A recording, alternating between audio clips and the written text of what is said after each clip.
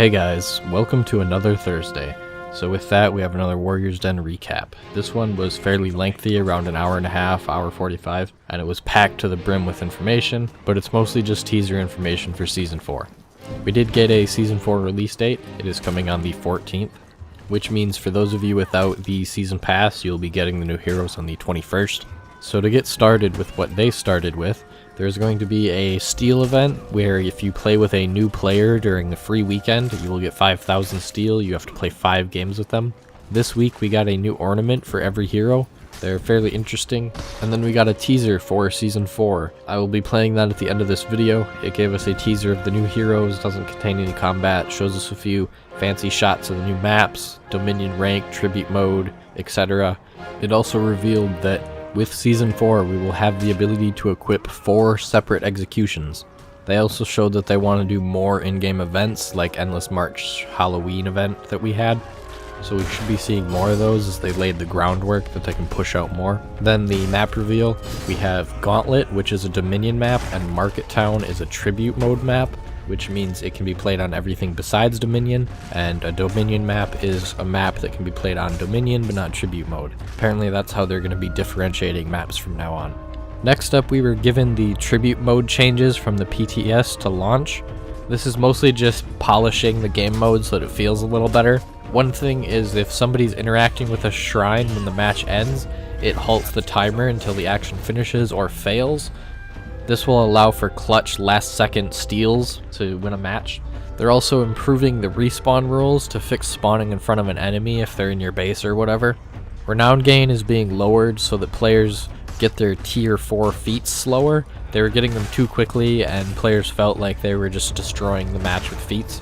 And then another very welcomed change is the drop rules are going to be made more consistent. There was some bugs during the PTS, those should be fixed now, so dropping the flag should be the same between each hero. And from Tribute mode, we head back to the new heroes. The new heroes will have the same levels of customization as other heroes, so if you see their face, you can change their face. What we saw is only the default gear. We haven't seen anything special, no heroic gear, no legendaries. The Shaman is all about quick chains and combos, kind of like the Peacekeeper with a bleed focus. She has a special ability called Blood Trance, which allows her to perform special moves if her target is bleeding. One of those special moves is that she can grab them and bite their face. We weren't given a ton of detail, we'll be getting more next week. Then the Ronin, his playstyle is focused around an infinite chain. If you attack twice in any direction, you get a more powerful finishing move. Roman said he really wanted to nail that Ronin archetype with him. He has a defensive stance, or a full guard, whichever wording you want to use. He's a hybrid between a vanguard and a heavy, and again, we will be seeing more information on him next week. Then moving from the new heroes, we will be getting Dominion ranked mode. It won't have tournament mode, it's just ranked, so back-to-back matches. We didn't get a ton of new details, and we should be hearing more about it soon.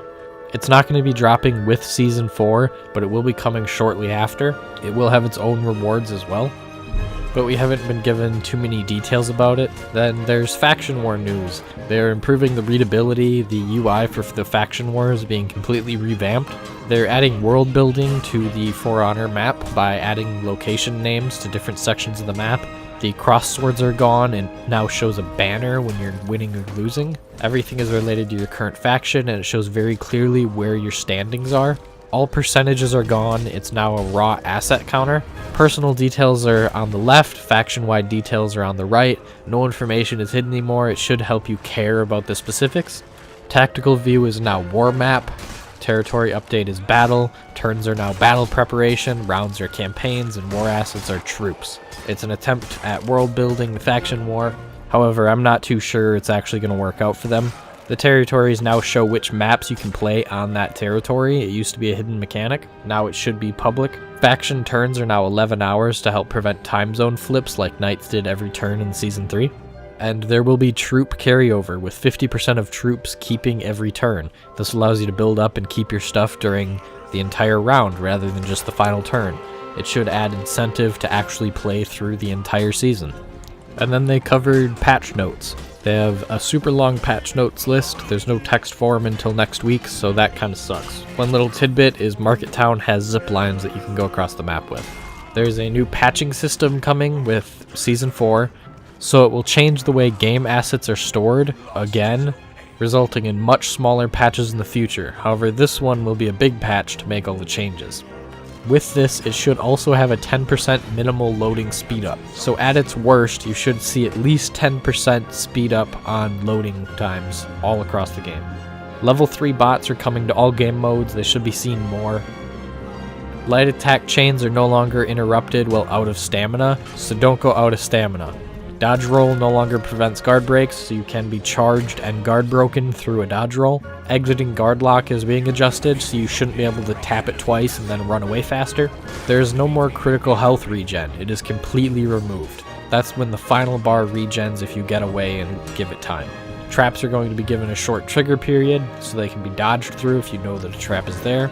The only hero that gets real changes is a Lawbringer. They're increasing his heavy attack range. Other heroes got bug fixes, but no major balance changes. They are changing feats so that they can be interrupted, so you can be interrupted by any attack. Heal skills will be keeping their uninterruptible trait, so Second Wind, Stalwart, Banner, those types of things. Smoke Bomb will deny interactable zones like banners, traps, ballistas, and prevents capturing in a captured zone. And then we will be getting more improvements to maps to have less ledge environment murder zones and more close quarters brawls too, an update to Shipyard and a few other maps. With Season 4 we should be getting 2 new armor skins per hero. That should be 1 for Heroic and 1 for Epic, and 5 new weapon skins. More stat variation will also be coming. 1 new variation is a full stat bonus to 1 stat and a decrease in 2. So if you really want to go all attack, I suppose you can now. Engravings are being renamed to embossing, and they can now be applied to cloth. We've seen it previewed through bugs already, and it looks like that's going to become a feature. A bug that I personally care about is double buffer Vsync is now being updated to offer adaptive Vsync instead. This should be a huge boon to anybody who has frame rate fluctuations, as it shouldn't lock your frame rate to 30 anymore. And another large change is the ballista is being changed to first person. This is a massive Shigoki buff, especially if you use the giant shovel ornament. The final bit of changes that I want to cover is that end flow is being improved by letting us customize our heroes during standard matchmaking. So it's no longer a tournament specific feature, you can customize your character whenever you want. So with that, I just want to thank you guys for sitting through this video and bearing with my cold. Hopefully it didn't shine through too much. If you enjoyed my recap, please leave me a like. If you want to share your own thoughts, what you think about Season 4, think of the new heroes, go ahead and leave me a comment. I will see you guys on the battlefield. Here's your trailer for Season 4.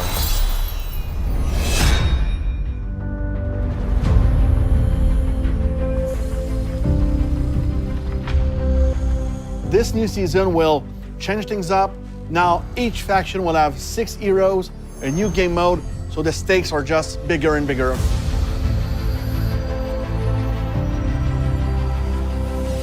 In Hodor and Havoc, we are introducing 2 new heroes, the Aramusha and the Shaman. The uniqueness of the Shaman, the feral aspect, the first time I saw the Shaman in action, it was like, okay, it's so different. I really like the way she fights, the way she moves on the battlefield, the way you really feel how much an animal she is. For the Aramusha, the inspiration is really the old Japanese movie where we wanted to have that Ronin type of character. So those 2 new heroes will be available on November 14th for the Season Pass owners and on November 21st for all the players.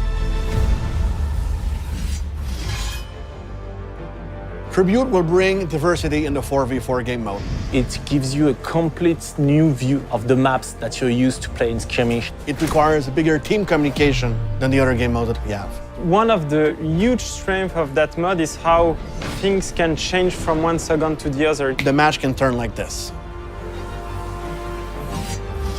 So on past season, we introduced dual tournaments where you could be ranked only by yourself. So we'll be introducing during the Season 4 Dominion ranked activity.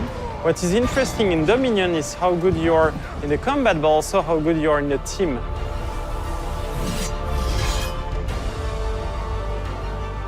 So Market Town is the latest entry in the Samurai maps. One thing that makes that map really unique is the usage of zipline that allow you to quickly go from one place to the map to another. And you can also, in the way, kill somebody that is below you, so it's a really, really cool ingredient. Gauntlet is our new Viking map. It's a Dominion map, and it's the first time we do a Viking map that big. I like the entrance of that map with the two massive skull statues. It's really a cool map to play. People love executions, so now you will be able to equip 4 executions at once. So this way you can select a small execution if you have somebody near you, or a very long one to gain more health. And it's also a pride feature, of course. One of the things we wanted to do also with Faction War is to help players make the right decision. So we're highlighting you the 3 most interesting territories you should look to put your war assets on. We introduced for the first time a few months ago the double XP weekends with the XP Fest. It's something we want to expand, so we want to make more game mode variations and more events like we did for Halloween, for example. Coming in now, you have a much better experience that you could have 9 months ago when we launched the game. So now is a very good time to come in and fight. I want to fight you on the battlefield.